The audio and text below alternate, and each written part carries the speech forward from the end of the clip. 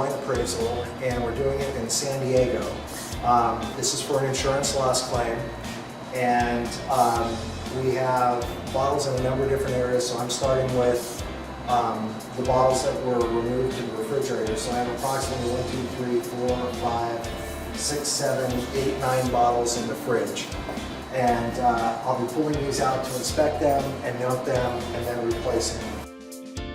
Okay, so what we have here is 3 bottles of 2010 Harris Estate Vineyards Cabernet Sauvignon, and this is the Triva Vineyard from the Calistoga AVA in Napa Valley.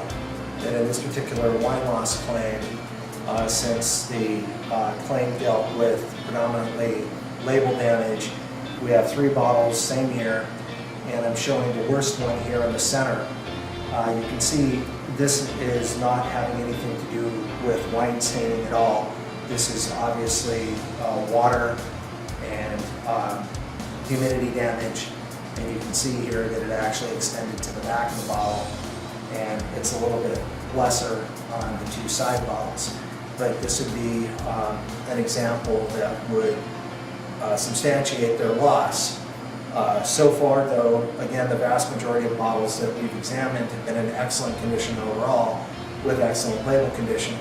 I have run into a few wine bottles that did have wine label damage, but that wine label damage was anywhere from several years old to a decade or more old, which you can tell by the age of the wine spots and how they had turned a deep brown. That definitely wouldn't happen with any recent damage that occurred in the last several months, as is the subject of this particular claim.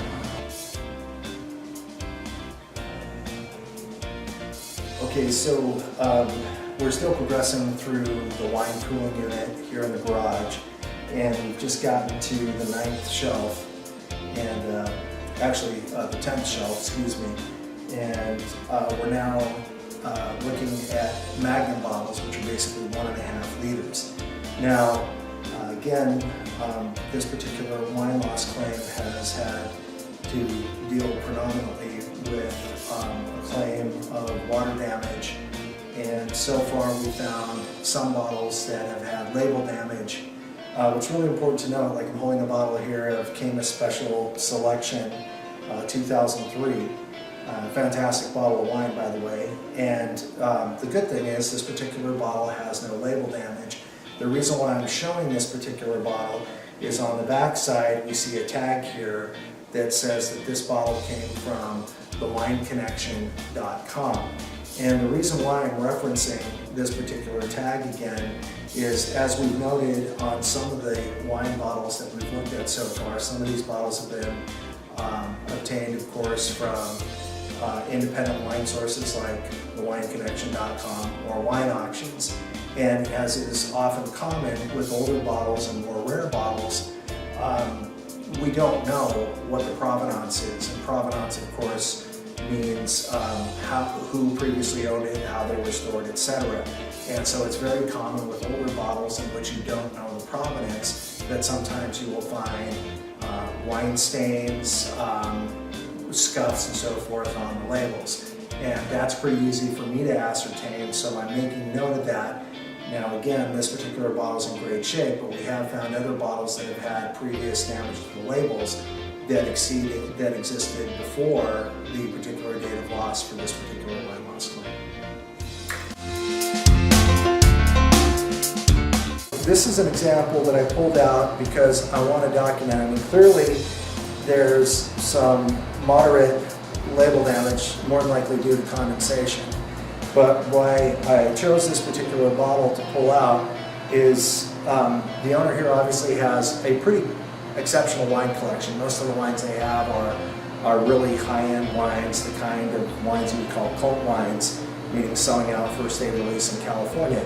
But the owner also has a good amount of wines that we would just call everyday drinking wines. Now, the reason why I pulled out this particular bottle of wine is that this is actually not a labeled wine. This particular sticker up here at the top actually says San Diego's Best Bank, and it's from the Union Tribune. So this is a bottle that we call them vanity vintners, where businesses can approach vintners and the vintner creates a custom blend and then puts the company's label on, meaning that trying to find a comp for this particular wine is going to be pretty difficult, but it's safe to say this is not an exceptional wine. It's going to be an everyday kind of wine. Again, the kind of gift that a bank or a law firm or insurance company may give away. And again, if there's nothing on the label, front and or back, that would indicate the particular vintner, other than, I believe, on the back, it should say, and the only thing that it says actually, and this is unique, it says 53% Sonoma County wine, 47% Napa County wine. So this is a custom blend of grapes from both Napa and Sonoma County, and God only knows what's in it. Could be Cab Sauvignon, could be Merlot, could be anything. So again, not an exceptional bottle, but I'm only pulling this out to document the fact that it does show some moderate label damage, but this is not an exceptional bottle by any means. Okay, we're coming back to this bottle again. Another thing that I just found looking at it more closely is, being a certified sommelier with a master's degree in wine and spirits, what I do know about California wine law is that in order to label a bottle, whether you call it Napa Valley or Sonoma Valley or even just California wine, what that basically means is that 85% or more of the grapes have to come from a specific area, whether it's Napa, Sonoma, California in general, Monterey County, you name it. So this particular bottle, again, from a bank, is kind of skirting the law a little bit because of the label, because legally this should be called a California wine. But they're kind of skirting the law a little bit here, saying Sonoma County, Napa County, but it has less than 85% of the grapes from Napa and Sonoma County. So technically, this really and truly is just a California wine. And again, not an exceptional bottle by any means. All right, what we have here is a 2001 Robert Mondavi Private Selection Sauvignon Blanc. And as can often be common when I'm doing a wine appraisal, it's very common that I'll come across bottles, more commonly white wines, that are past their prime. But of course, that can happen with red wines as well. Every wine has a life expectancy because yeast is a living thing. Of course, with many wines, after a while, a wine will become oxidized, meaning that its color changes, or sedimentation, which often occurs, for example, in red wines. Now, since this particular wine is a white wine and it's a 2001, with white wines you normally get about 10 years storage. Sometimes you can get decades, like for example certain champagnes and old Bordeaux's, but they have to be exceptionally stored. Now with this particular wine, this is not related to the claim, which is again about water damage, but the wine itself is starting to become oxidized. You would notice running with the wine, it would be a straw colored, perhaps even a very light green. This is beginning to get a brown or beginning a chestnut color, which is showing that it's oxidized and past its prime.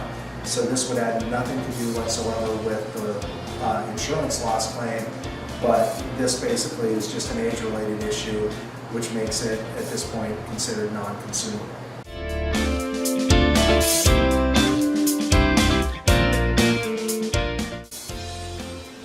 So sometimes when you're appraising wine and you're doing it under fluorescent lights, it's not the best light in the world to appraise wine. And on this particular bottle, I have a bottle here of 1995 La Jolla Cabernet Sauvignon from the Rutherford district in Napa Valley. Now, this particular bottle, the damage is pre-existing. The way that I know that is that I can see, first of all, that there was obvious wine drips on the front and the back of the label. There's some scuffing here, which deals more with a handling issue. And this bottle was probably acquired well after it was produced. And unlike the other bottles that we've looked at, where we're predominantly looking at label damage, but more due to humidity, this is a completely separate animal here and would definitely indicate that the damage occurred well before the date of the claim. which was only within the past year. And this is damage that would be several years old to a decade or more. And the neck fill in this bottle is in great shape. It's in great condition. There's some other indicators here on the bottle, which you probably can't see in the film, that show some water spots. It looks like there was an old tag up here, which probably was an auction tag from an auction house. And this bottle clearly looks like it had been cleaned a time or two before the current owner had acquired it.